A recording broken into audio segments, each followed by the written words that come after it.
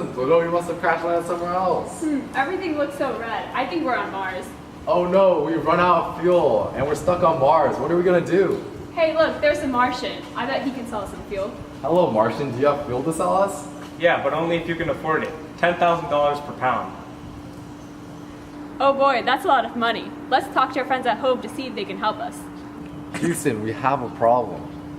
Our fuel tank is empty, and the Martians are selling the fuel at an extremely high price. With the money that we use on the rocket, we're on an extremely tight budget. What is the least amount of fuel we need to buy from them to reach escape velocity in order to get back home? Do not worry, astronauts. Remain calm. I know how to calculate the amount of fuel that we need with ease, with calculus. Are you guys familiar with integrals?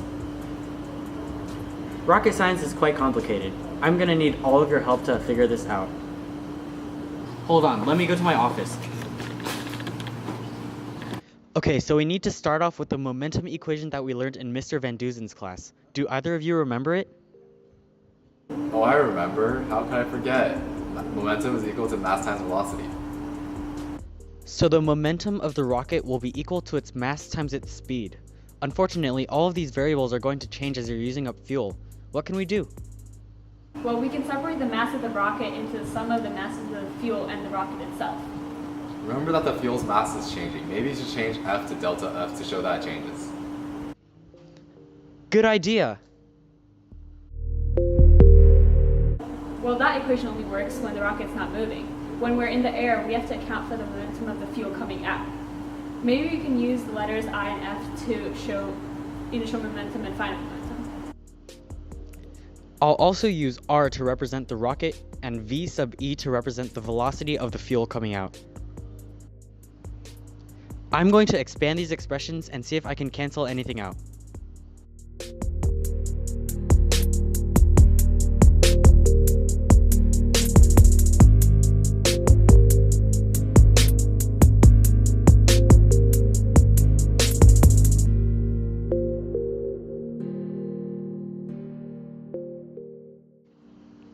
Whoa, this equation is really nice. Instead of using a delta to represent minuscule changes, I should just say df and dv sub r so that I can solve it as a differential equation.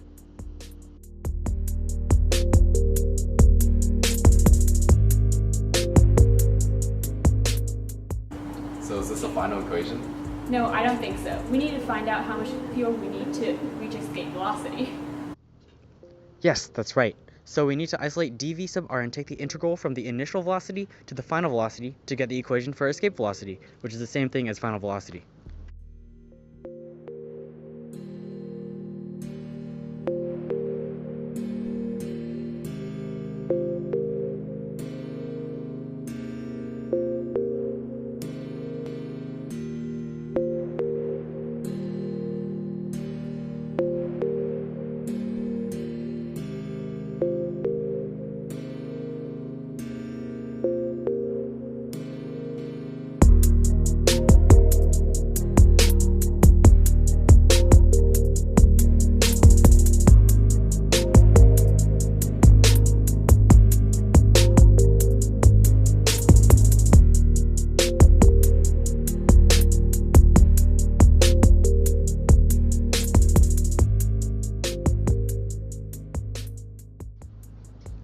I finally got the equation, but I don't know all the values.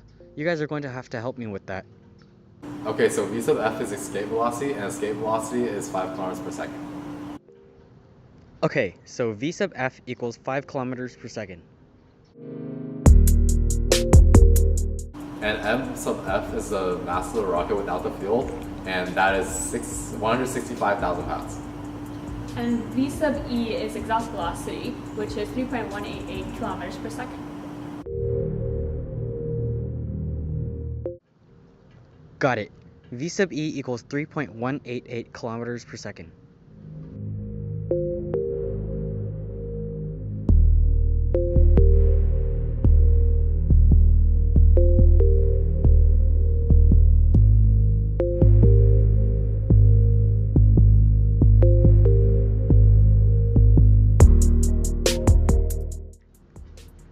Now that I have all the values, I can substitute them in for the variables and solve for m sub I.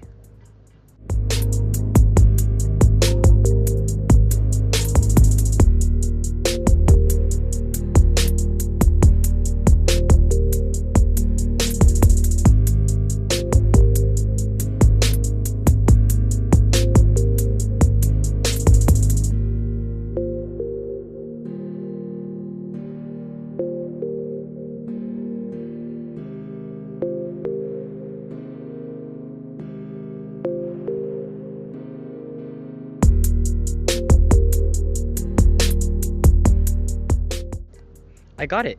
M sub I equals 626,814.3076 pounds.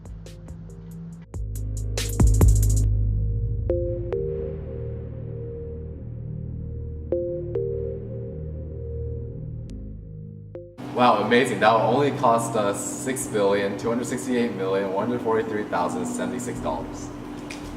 Wow, we're lucky Tim knew how to calculate the amount of fuel we needed to reach escape velocity.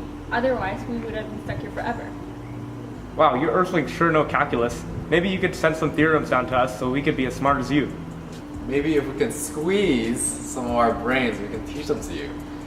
They don't always roll of the tongue. Come on, astronauts. Don't be so mean to those Martians. Get out of there.